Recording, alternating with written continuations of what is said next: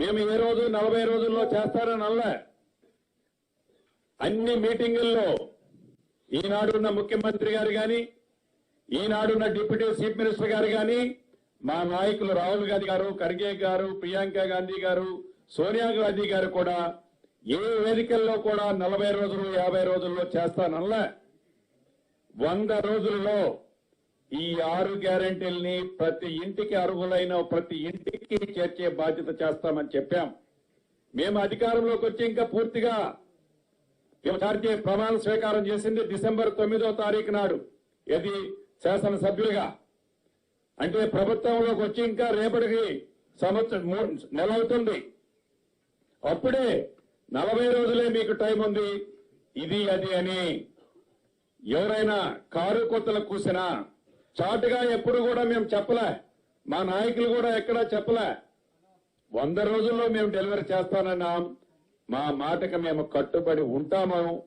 Media మిత్రులు కూడా దీన్ని గమనించాలని మీడియా మిత్రులు కూడా ఈ వేదిక ద్వారా తెలియజేస్తున్నారు.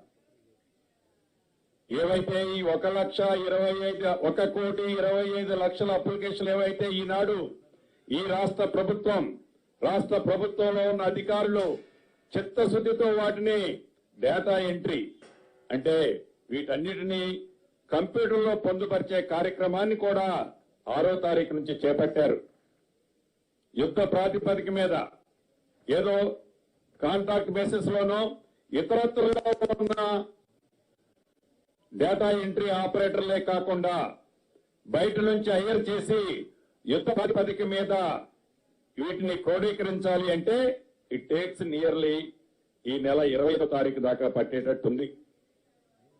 అంటే 25 నుంచి 30వ తారీఖు లోపు ఈ డేటా ఎంట్రీ మొత్తం కూడా కంప్యూటర్లో పొందుపరిచి ఆధార్ కార్డుకి, అదే రకంగా ఓటర్ లిస్ట్ కి, అదే రకంగా ఏదైతే ఇతర వాళ్లకున్న కుటుంబానికి సంబంధించిన కార్డులకి లింకప్ చేసి ఎవరైతే నిజమైన అర్హులైన లబ్ధిదారులు ఉన్నారో వారికి ఈ ప్రభుత్వం ఇచ్చిన హామీలు అందించే దాంట్లో భాగంగా ఈరోజు ముఖ్యమంత్రి గారు, కేబినెట్ మంత్రులైన మేమందరం కూడా ఇన్ డెప్త్ గా స్టడీ చేయడం జరిగింది.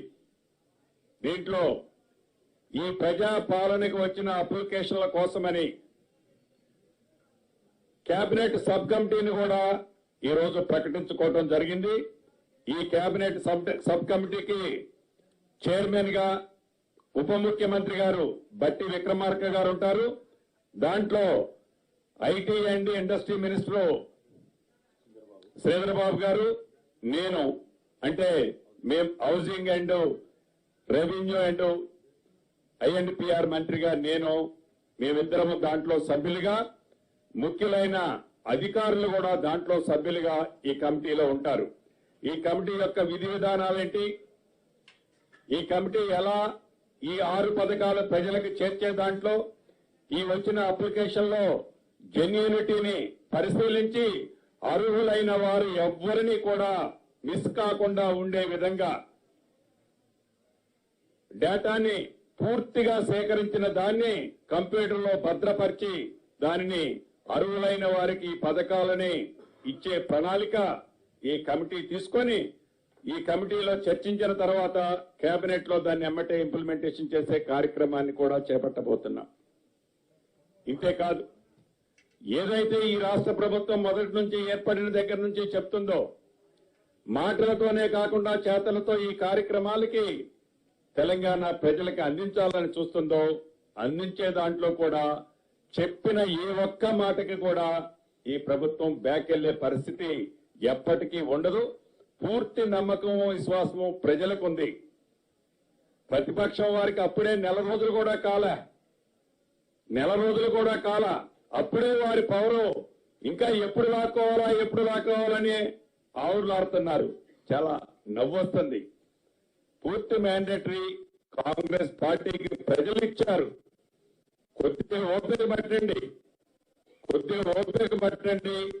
ప్రతి విమర్శ చేయటానికి ముందు మీ ప్రభుత్వంలో గతంలో ఏవైతే తప్పిదాలు జరిగినాయో ఆ తప్పిదాలని ఈ ప్రభుత్వంలో జరుగుతున్నట్టు చూపిస్తే ప్రతి ఆధారంతో సహా ఈ ప్రభుత్వం బయట పెట్టడానికి సిద్ధంగా ఉంది. మాటలతో కాదు, ప్రతి డాక్యుమెంట్ ని కూడా ప్రజల ముందు పెట్టడానికి ఈ ప్రభుత్వం ఉంది. అప్లికేషన్లు తీసుకున్నాం, అయిపోయిందని మేము చెప్పటంలా. ఈ రోజు ఇంకా మా బరువు మీద, మా భుజాల మీద ఇంకా మరింత బరువు ఎత్తుకొని ప్రజలకు చెప్పిన ప్రతి మాటని, ప్రజలకు ఇచ్చిన ప్రతి వాగ్దానాన్ని చిత్తశుద్ధితో ఈ ప్రభుత్వం చేస్తుంది, చేసి చూపిస్తుంది. మేమన్న 100 రోజుల దాకా ఆగాలి అని ప్రతిపక్ష సభ్యుల్ని కూడా కోరుతూ, ముఖ్యంగా నా మీడియా మిత్రులు కూడా, ఎవరో ఏదో మాట్లాడితే మీరు ఎమ్మటే ప్రశ్నించాల్సిన అవసరం ఉంది. దాన్ని ఏదో 30 రోజుల్లోనో 40 రోజుల్లోనో ఈ ప్రభుత్వం అప్పుడే చేయలేకపోయింది, చేయలేదు అనేది బ్యానర్ ఐటమ్ గా పెట్టి దాన్ని విపరీతార్థాలకు దారి తీయచ్చే విధంగా మీడియా మిత్రులు కూడా ఈ చేస్తున్న ప్రభుత్వానికి చిత్తశుద్ధితో ప్రజలకు అందించాలి ఈ సంక్షేమ కార్యక్రమాలు అనుకుంటున్న ఈ ప్రభుత్వానికి మీ సహాయ సహకారాలు కూడా మనస్ఫూర్తిగా కావాలని కూడా మనస్ఫూర్తిగా మీ అందరినీ కోరుకుంటూ, తెలంగాణ ప్రజలతో పాటుగా నా మీడియా మిత్రులకు కూడా అడ్వాన్స్ గా సంక్రాంతి శుభాకాంక్షలు తెలుపుకుంటూ సెలవు తీసుకుంటున్నాను.